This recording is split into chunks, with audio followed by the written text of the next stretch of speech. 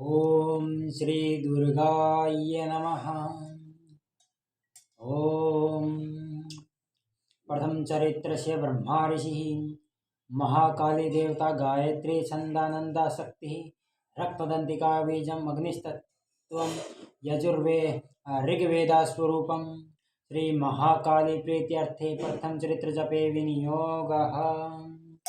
ओम ध्यानम खड्गं चक्रगदेषु चापपरिघान् शूलं भुशुण्डीं शिरः शङ्खं सन्धत्तीं करैस्त्रिनयनां सर्वाङ्गभूषावृतां नीलासमद्युतिमाशपाददस्कां सेवे महाकालिकां यामस्तोत्स्वपिते हरो कमलजो हन्तु मधों कैटभम्। ओम श्री माँ दुर्गाय नमः। प्रथम चरित्र का हम पाठ करने जा रहे हैं। वीडियो अच्छी लगे तो चैनल को सब्सक्राइब जरूर करें। सबसे पहले सभी को जय माता दी। नवरात्रों की आप सभी को हार्दिक शुभकामनाएं। हम ये पहले अध्याय का पाठ करेंगे और शब्दानुसार साथ में इनके शब्द गाएं। विनियोग का पहले हम अर्थ बताते हैं, फिर ध्यान का, फिर आगे हम पाठ शुरू करते हैं।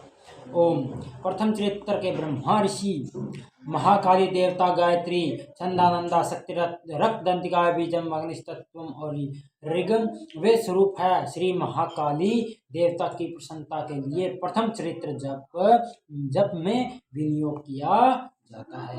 जय माता दी। भगवान खड्गं चक्रगदेषु चापपरिघान् शूलं भुशुण्डीं शिरः शङ्खं सन्धत्तीं करैस्त्रिनयनं सर्वाङ्गभूषावृतां नीलासमद्युतिमाशपादस्कां सेवे महाकालिकां यामस्तोत्सविते हरो कमलजो हन्तु मधुं कैटभम्। भगवान विष्णु के सो जाने पर मधुर कैटव को मारने के लिए कमल जन्मा ब्रह्मा जी ने जिनका स्तवन किया था, उन महाकाली देवी का मैं सेवन करता हूँ। वे अपने 10 हाथों में खड्ग चक्र गदा बाण धनुष परिघ शूल भुशुंडी मस्तक और शंख धारण करती हैं। उनके 3 नेत्र हैं। वे समस्त अंगों में दिव्य आभूषणों से विभूषित हैं। उनके शरीर की कांति नीलमणि के समान है तथा वे 10 मुखों और 10 पैरों से युक्त हैं। नमश्चंडिकाय।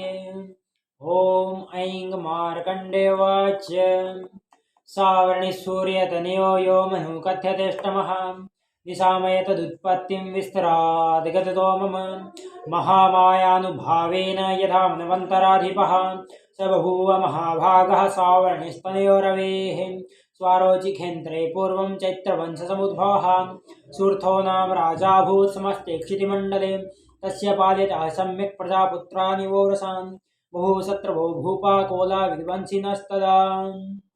मार्कंडेय जी बोले, मार्कंडेय वाच सूर्य के पुत्र सावर्णी जो 8वें मनु कहे जाते हैं, उनकी उत्पत्ति कथा विस्तार पूर्वक कहता हूँ, सुनो। सूर्य कुमार महाभाग सावर्णी भगवती महामाया के अनुग्रह से जिस प्रकार मनवंतर के स्वामी हुए, वही प्रसंग सुनाता हूँ। परोकाल की बात है। स्वारोचिक मनवंतर में सूरथ नाम के एक राजा थे, जो चैत्र वंश में पैदा उत्पन्न हुए थे। उनका समस्त भूमंडल पर अधिकार था। वे प्रजा का अपने ओर से पुत्रों की भांति धर्मपूर्वक पालन करते थे। तो भी उस समय कोदय विध्वंसी नाम के क्षत्रिय ने उनके शत्रु हो गए। कोला विध्वंसी यह किसी विशेष कुल के क्षत्रिय संज्ञा। दक्षिण में से कोला नगरी प्रसिद्ध है। वह प्राचीन काल में राजधानी थी। जिन क्षत्रियों ने उन पर आक्रमण करके उसका विध्वंस किया था, वो कोला विध्वंसी कहलाए।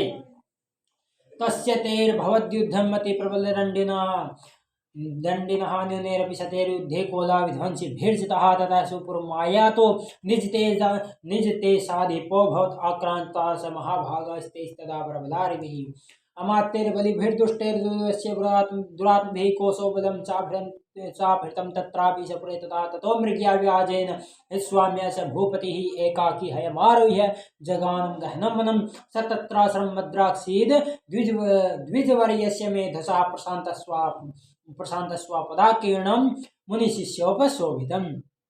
राजा सूरत की दंड नीति बड़ी प्रबल थी। उनका शत्रुओं के साथ संग्राम हुआ। यद्यपि कोला विध्वंसी संख्या में कम थे तो भी राजा सूरत युद्ध में उनसे परास्त हो गए। तब वे युद्ध भूमि से अपने नगर को लौट आए और केवल अपने देश के राजा होकर रहने लगे। समुची पृथ्वी अब उनका अधिकार जाता रहा, किंतु वहां भी उन प्रबल शत्रुओं ने उस समय महाभाग राजा सूरत पर आक्रमण कर दिया। राजा का बल क्षीण हो गया था, इसलिए उनके दुष्ट बलवान एवं दुरात्मा मंत्रियों ने वहां उनकी राजधानी में भी राजकीय सेना और खजाने हथिया लिया। राजकीय सेना और खजाने को हथिया लिया। सूरत का प्रतियुद्ध नष्ट हो गया था, इसलिए वे शिकार खेलने के बहाने घोड़े पर सवार हो वहां से अकेले ही एक घने जंगल में गए। वहां उन्होंने विप्रवर मेधा मुनि का आश्रम देखा, जहां कितने ही हिंसक जीव अपनी स्वाभाविक हिंसा वृत्ति छोड़कर परम शांत भाव से रहते थे। मुनि के बहुत से शिष्य उस वन में शोभा बढ़ा रहे थे।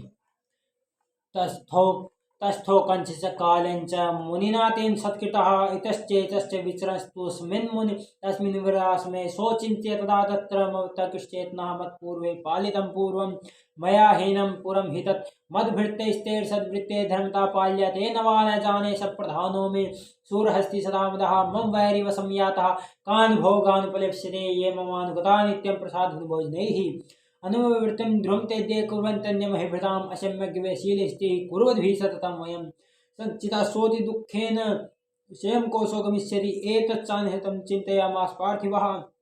तत्र विप्रासमाभ्यासे वेश्यमेकं दृष्टः स पृष्टस्तेन कस्त्वम्बो हेतुश्चागम नेत्रकः। वहां जाने पर मुनि ने उनका सत्कार किया और वे उन मुनिश्रेष्ठ के आश्रम पर इधर उधर विचरते हुए कुछ काल तक रहे। फिर ममता से आकृष्टित होकर वहां इस प्रकार चिंता करने लगे, पूर्व काल में मेरे पूर्वजों ने जिसका पालन किया था वही नगरी आज मुझसे रहित है। पता नहीं मेरे दुराचारी भृत्यगण उसकी धर्मपूर्वक रक्षा करते हैं या नहीं। जो सदा मद की वर्षा में करने वाला और सूरवीर था वह मेरा प्रधान हाथी अब शत्रुओं के अधीन होकर न जाने किन भोगों को भोगता होगा। जो लोग मेरी कृपा से धन और भोजन पाते सदा मेरे पीछे पीछे चलते थे, वे निश्चय ही अब दूसरे राजाओं के अनुसरण करते होंगे। उन अपव्ययी लोगों के द्वारा सदा खर्च होते रहने के कारण अत्यंत कष्ट में जमा किया हुआ मेरा वह खजाना खाली हो जाएगा। ये तथा और भी कई बातें राजा सूरत निरंतर होते रहते थे। एक दिन उन्होंने वहां विप्रवर मेधा के आश्रम के निकट एक वैश्य को और उससे पूछा, भाई तुम सशोक इव कस्मात् दीर्घा इव लक्ष्यसे इत्यगणवचस्तस्य भूपते प्रणोदितं प्रत्युवाच तं वैश्य प्रश्यामनतो नृपं। वैश्य उवाच, वैश्य बोला, समाधिर्ना वैश्योऽहमुत्पन्नो धनिनां कुले पुत्रदारे न्यस्तस्य धनलोभात् साधुभिः विनिश्च धनेर्दारे पुत्रे राधाय मे धनं वनमभ्यागतो दुःखी न्यस्तश्चापदबन्धुभिः सोऽहं न वेद्मि पुत्राणां कुशलात्मिकां प्रीतिं सदनानां च दाराणां चात्र संस्थितः। किं नु तेषां क्षेमं किं नु साम्प्रतं कथं ते किं नु सद्वृत्ता दुर्वृत्ता किं नु मे सुताः। राजोवाच, पूछा, भाई तुम कौन हो, यहाँ तुम्हारे आने का क्या कारण है, तुम क्यों सौगर्त और अनमने से दिखाई देते हो। राजा सूर्थ का यह प्रेम पूर्वक कहा हुआ वचन सुनकर वैश्य ने विनती भाव से उन्हें प्रणाम करके कहा। वैश्यवाच, वैश्य बोला, राजन मैं धनियों के कुल में उत्पन्न एक वैश्य हूँ। मेरा नाम समाधि है, समाधिर नाम वैश्यो है, समाधिर नाम वैश्यो है, समाधिर्नाम वैश्योऽहमुत्पन्ने धनिनां कुले पुत्रे दारेर्निस्तश्च धनलोभाद् साधुभिः। मैं धनियों के कुल में उत्पन्न एक वैश्य हूँ। मेरा नाम समाधि है। मेरे दुष्ट स्त्री पुत्र धन के लोभ से मुझे घर से बाहर निकाल दिया है। मैं इस समय धन, स्त्री और पुत्रों से वंचित हूँ। मेरे बंधुओं ने मेरा ही धन लेकर मुझे दूर कर दिया है, इसलिए दुखी होकर मैं वन में चला आया हूँ। यहाँ रहकर मैं इस बातों को नहीं जानता कि मेरे पुत्र की, स्त्री की और स्वजनों की कुशल है या नहीं। इस समय घर में वे कुशल से रहते हैं अथवा उन्हें कोई कष्ट है। वे मेरे पुत्र कैसे हैं, क्या वे सदाचारी हैं अथवा दुराचारी हो गए हैं। राजोवाच, राजा बोला, ये निरस्तो भान लुब्धे पुत्र दारार्धिभिर्धनैः तेषु किं भक्ता स्नेहमनुबध्नाति मानसम्। वैश्यवाच, एवमेतद्यथा प्राह भवानस्मद्गतं वचः किं करोमि न बध्नाति मम निष्ठुरतां मनः। ये सन्तज्य पितृस्नेहं धनलुब्धैर्निराकृतः पतिशृङ्हार्दं च हार्दिते स्व मे मनः किमेतन्नाभिजानामि जानन्नपि महामते प्रेम प्रणम चित्तं विगुणेष्वपि बन्धुषु तेषां कृतेऽस्मिन् निःश्वासो दोर्मनस्यं च जायते करोमि किं यन्न मनस्तेष्वप्रेतिषु निष्ठुरम्। राजोवाच, राजा बोला, जिन लोभी स्त्री पुत्र आदि ने धन के कारण तुम्हें घर से निकाल दिया, उनके प्रति तुम्हारे चित्त में इतना स्नेह का बंधन क्यों है। वैश्यवाच, वैश्य बोला,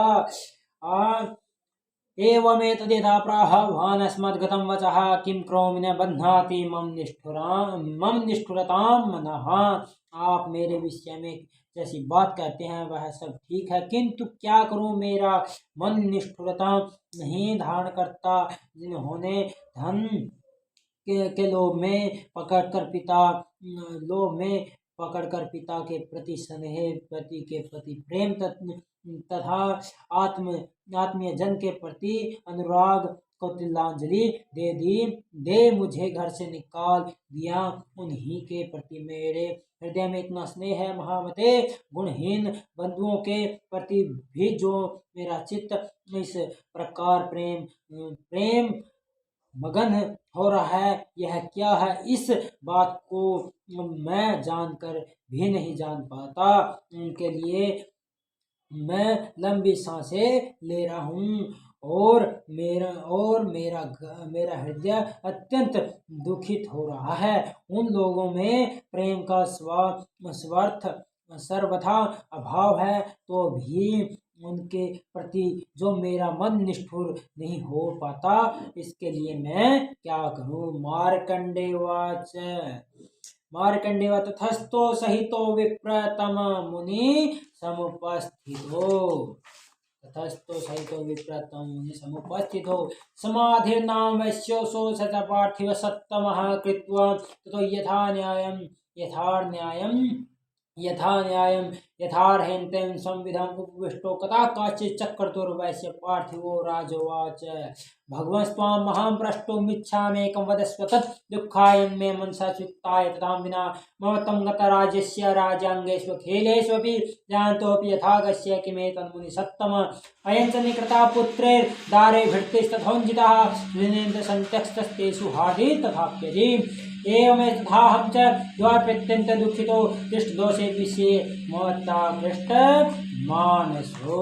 मार्कंडेय जी बोले, मार्कंडेय कहते हैं ततस्तो सहितो विप्र तम मुनि समुपस्थितो भ्रमण तदंतर राजाओं में श्रेष्ठ सूरथ और वह समाधि नाम वैश्य दोनों साथ साथ मेधा मुनि के सेवा में उपस्थित हुए और उनके साथ यथा योग्य न्यायानुकूल विनय पूर्वक बर्ताव करके बैठे। तत्पश्चात उसके बाद वैश्य और राजा ने कुछ वार्तालाप आरंभ किया। राजोवाच भगवन् स्वाम महम प्रष्टुम इच्छामेकं वदस्व तत् दुःखाय यन्मे मनसा सुचित्ताय तथा विना। राजा ने कहा भगवान मैं आपसे एक बात पूछना चाहता हूँ, उसे बताइए। मेरा चित्त अपने अधीन न होने के कारण वह बात मेरे मन में बहुत दुख देती है। जो राज्य मेरे हाथ से चला गया उसमें और उसके संपूर्ण अंगों में मेरी ममता बनी हुई है। मुनिश्रेष्ठ यह जानते हुए भी कि वह अब मेरा नहीं है, अज्ञानी की भांति मुझे उसके लिए दुख होता है। यह क्या है? इधर वह वैश्य भी घर से अपमानित होकर आया है। इसके पुत्र स्त्री और भृत्यों ने इसे छोड़ दिया है। भृत्यों मतलब भाईचारे ने, स्वजनों ने भी इसका परित्याग कर दिया है। तो भी यह उनके प्रति अत्यंत हार्दिक स्नेह रखता है। इस प्रकार यह तथा यह दोनों ही बहुत दुखी हैं। तत्किमेतन् महाभाग यन्मोह ज्ञानोरपि ममस्य च भृत्यैषा विवेकान्धस्य मूढता। ऋषिवाच ज्ञानमस्ति समस्तस्य जन्तोर्विषय गोचरे विशेष्य महाभाग याति चैवं पृथक् पृथक् दिवान्दा प्राणिना केचित् रात्रावन्दास्तथा परे केचित् दिवा तथा रात्रो प्राणिनस्तुल्यदृष्टयः। ज्ञानो मनुजा सत्यं किन्तु तेन हि केवलं यतो हि ज्ञानिनः सर्वे पशुपक्षी मृगादयः ज्ञानं च तन्मनुष्याणां यत्तेषां मृगपक्षिणां। जिनके प्रत्यक्ष दोष देखा गया उस विषय के लिए भी हमारे मन में ममता जनित आकर्षण पैदा हो रहा है। महाभाग हम दोनों समझदार हैं तो भी हमें जो मोह पैदा हुआ है यह क्या है? विवेक शून्य पुरुष की भांति मुझ में और इसमें यह क्या मूढ़ता प्रत्यक्ष दिखाई देती है। ऋषि बोले ज्ञानमस्ति समस्तस्य जन्तोर्विषय गोचरे विशिष्य महाभाग याति चैवं पृथक् पृथक्। महाभाग विषय मार्ग का ज्ञान सब जीवों को है। इस प्रकार विषय भी सबके लिए अलग अलग है। कुछ प्राणी दिन में नहीं देखते और दूसरे रात में नहीं देखते। कुछ जीव ऐसे भी हैं जो दिन और रात्रि में बराबर ही देखते हैं। यह ठीक है कि मनुष्य समझदार होते हैं किंतु केवल वे ही ऐसे नहीं होते। पशु पक्षी और मृग आदि भी सभी सब प्राणी समझदार होते हैं। मनुष्यों की समझ भी वैसी ही होती है जैसे उन मृग और पक्षियों की होती है। मनुष्याणां चेत्तेषां तुल्यमन्ये तथोभयोः यानेपि यदि पश्येतान् पतंगान् छावतन् जुगु कर्णमोक्षा धृतान् मोहात् पीड्यमाना नपि सुधा मनुषा मनुज व्याघ्रसाभिलाषा सुतान् प्रति लोभात् प्रत्युपकाराय नन्वेतां किं न पश्यसि तथापि ममतावर्ते मोहगर्ते निपात्याः महामाया प्रभावेण संसार स्थिति कारिणा तन्नात्र विस्मया कार्यो योग निद्रा जगत्पते। महामाया हरेश्चेषा तया सम्मोह्यते जगत् ज्ञानिनामपि चेतांसि देवी भगवती सा बलादाकृष्य मोहाय महामाया पृच्छति तया विसृज्यते विश्वं जगदे तच्चराचरम्। तथा जैसे मनुष्य की होती है वैसे ही उन मृग पक्षी आदि की होती है। यह तथा अन्य बातें भी प्राय दोनों में समान है। समझ होने पर भी उन पक्षियों को तो देखो, ये स्वयं भूख से पीड़ित होते हुए भी मोहवश बच्चों की चोंच में कितने चाव से अन्न के दाने डाल रहे हैं। नरश्रेष्ठ क्या तुम नहीं देखते कि ये मनुष्य समझदार होते हुए भी लोभवश अपने ये हुए उपकार का बदला पाने के लिए पुत्रों की अभिलाषा करते हैं। यद्यपि उन सब में समझ की कमी नहीं है, तथापि वे संसार की स्थिति, जन्म मरण की परंपरा बनाए रखने वाले भगवती महामाया के प्रभाव द्वारा ममता भय भंवर से युक्त हो मोह के गहरे गहरे गर्दम में गिराए गए हैं। इसलिए इसमें आश्चर्य नहीं करना चाहिए। जगदीश्वर भगवान विष्णु की योग निद्रा रूपा जो भगवती महामाया है, उन्हीं से यह जगत मोहित हो रहा है।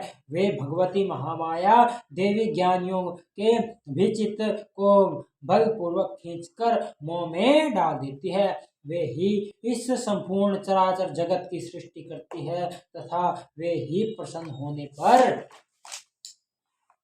शेषा प्रसन्ना वरदा निर्णा भक्ति मुक्ते सा विद्या परमा मुक्तिर हेतुर्भूता सनातनी संसार बंध हेतुश्च सेव सर्वेश्वरेश्वरी राजोवाच भगवन् का हिसा देवी महामायेति या भवान् ब्रूहीति कथमुत्पन्ना सा कर्माश्च किं द्विज यत्प्रभावाच सा देवी स्वरूपा यदुद्भवा तत्सर्वं श्रोतुमिच्छामि त्वत्तो ब्रह्मविदाम्बर ऋषिर्वाच नित्ये सा जगन्मूर्तिस्तया सर्वमिदं ततं तथापि तत्समुत्पत्तिर्बहुधा श्वेतां मम देवानां कार्य सिद्ध्यर्थम् आविर्भवति सा यदा मनुष्यों को मुक्ति के लिए वरदान देती है, वे ही परा विद्या संसार बंधन और मोक्ष की हेतु भूता सनातनी देवी तथा संपूर्ण ईश्वरों की अधीश्वरी है। राजा कहते हैं, भगवान का हिस्सा देवी महामायेति या भगवान ब्रूहीति कथमुत्पन्ना सा क्रमाशय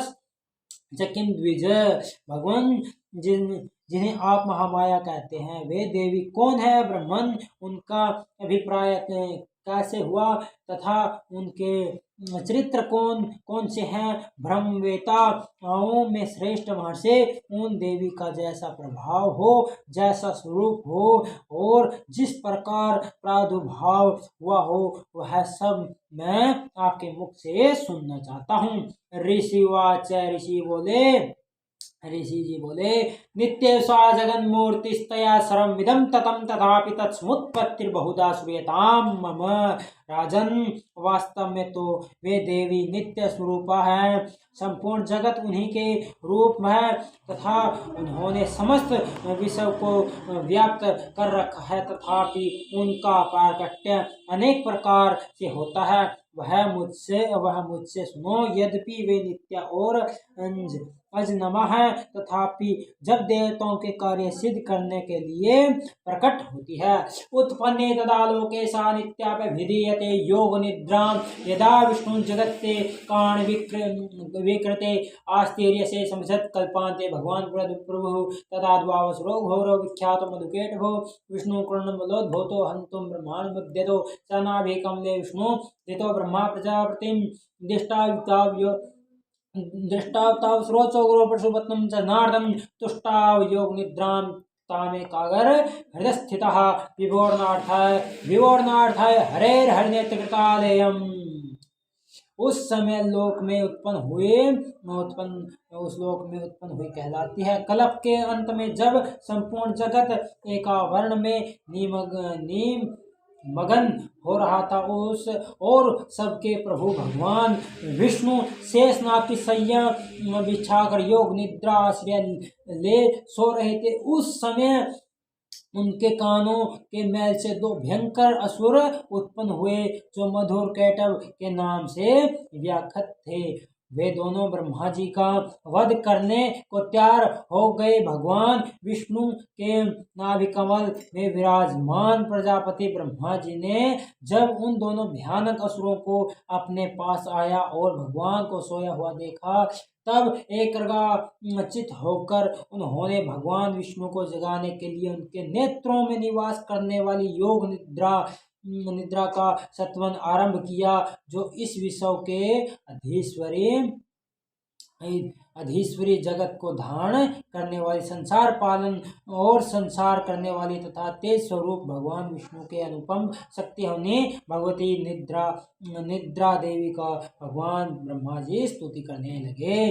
विश्वेश्वरीं जगत धात्रीं स्थिति संहार कारणीं निद्रां भगवतीं विष्णु ऋतुलां तेजसा प्रभु। ब्रह्मोवाच, ब्रह्मा जी बोले, त्वं स्वाहा त्वं सुधा त्वं ही वसत्कारा सुरात्मिका सुधा त्वं अक्षरे नित्ये त्रिधा मात्रात्मिका स्थिता अर्धमात्रा स्थिता नित्या यानुच्चार्या विशेषतः त्वमेव संध्या सावित्री त्वं देवी जननी परा त्वेतद्धार्यते विष्णुं त्वेतत्सृज्यते जगत् त्वेतत्पाल्यते देवी त्वमच्यन्ते च सर्वदा। विसृष्टो सृष्टिरूपा त्वं स्थितिरूपा च पालने तथा संहृतिरूपान्ते जगतोस्य जगन्मये महाविद्या महामाया महामेधा महास्मृति। ब्रह्मा जी ने कहा, देवी तुम ही स्वाहा तुम ही स्वधा और तुम ही उषटकार हो, स्वर भी तुम्हारे ही स्वरूप हैं, तुम ही जीवनदायिनी सुधा हो, नित्य अक्षर प्रणव के आकार उकार मकार इन तीनों मात्राओं के स्वरूप में तुम ही स्थित हो तथा इन तीन मात्राओं के अतिरिक्त जो बिंदु रूपा नित्य अर्धमात्रा है जिसका विशेष रूप से उच्चारण नहीं किया जा सकता वह भी तुम ही हो। देवी तुम ही संध्या सावित्री तथा परम जननी हो। देवी तुम ही इस विश्व ब्रह्मांड को धारण करती हो, तुम्हें ही इस जगत की सृष्टि होती है, तुम ही से इसका पालन होता है और सदा तुम ही कल्प के अंत में सबको अपना ग्रास बना लेती हो। जगन्मयी देवी इस जगत की उत्पत्ति के समय तुम सृष्टि रूपा हो, पालन काल की स्थिति रूपा हो तथा कल्पांत के समय संहार रूप धारण करने वाली हो। तुम ही महाविद्या महामाया महामेधा महास्मृति। महामोहा च भवती महादेवी महासुरी प्रकृतिस्त्वं च सर्वस्य गुणत्रय विभाविनी कालरात्रिर्महारात्रिर्मोहरात्रिश्च दारुणा त्वं श्रेयस्त्वं ईश्वरी त्वं हरेस्त्वं बुद्धिर्बोधलक्षणा लज्जा पुष्टिस्तथा तुष्टिस्त्वं शान्तिरेव च खड्गिनी शूलिनी घोरा गदिनी चक्रिणी तथा शंखिनी चापिनी बाण भुसुंडी परिघायुधा सौम्या सौम्यतरा शेष सौम्ये बृहस्पति सुंदरी प्राणां परमा मे परमेश्वरी यच्च किंचित् क्वचिदवत्सु सद्वाखिलात्मके तस्य सर्वस्य या शक्तिः सा तं किं स्तूयसे तदा या त्वया जगत सृष्टा जगत पातयत्यो जगत। महामोहा रूपा महादेवी महासुरी हो, तुम ही तीनों गुणों को उत्पन्न करने वाली सबकी प्रकृति हो। भयंकर कालरात्रि महारात्रि भी तुम ही हो। तुम ही श्री तुम ही हरि और तुम ही बोध स्वरूपा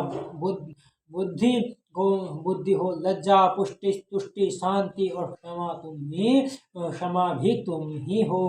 तुम खड्ग धारणी शूल धारणी घोर रूपा तथा गदा चक्र शंख और धनुष धारण करने वाली हो।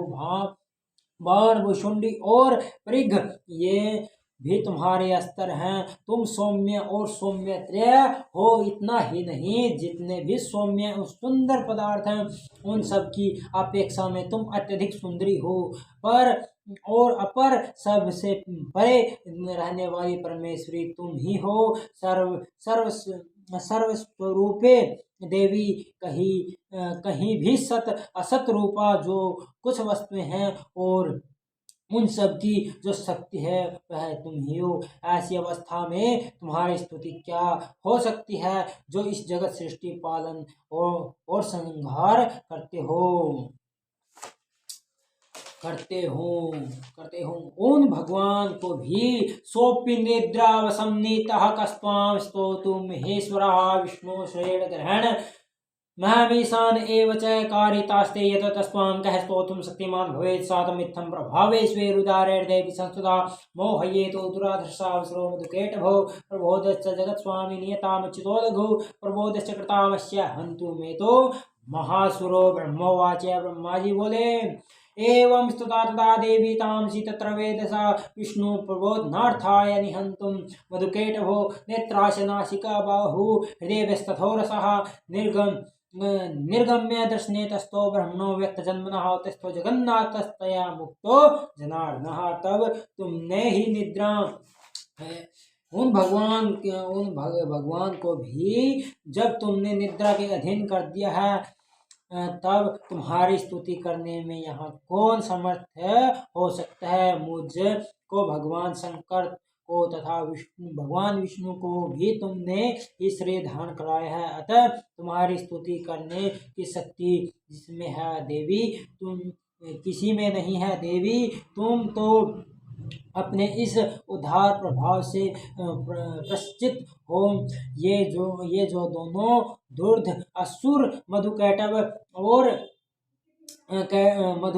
और कैटभ हैं, इनको मुंह में डाल दो और जगदीश्वरी भगवान विष्णु को शीघ्र ही जगा दो। तो साथ ही इनके भीतर इन दोनों महान असुरों को मार डालने की बुद्धि उत्पन्न कर दो। ऋषि कहते हैं, एवं स्तुता तदा देवी तामसी तत्र वेत्सा विष्णु प्रबोधनार्थाय निहंतुम मधुकैटभो। राजन, तब ब्रह्मा जी ने वहां मधुर कैटभ को मारने के उद्देश्य से भगवान विष्णु को जगाने के लिए तमोगुण की अधिष्ठात्री देवी योग निद्रा की इस प्रकार स्तुति की। जब वे भगवान के नेत्र मुख नासिका बाहु हृदय और वक्षस्थल से निकलकर व्यक्त जन्मना ब्रह्मा जी की दृष्टि समक्ष खड़ी हो गई। योग निद्रा से मुक्त होने पर जगत के स्वामी भगवान जनार्दन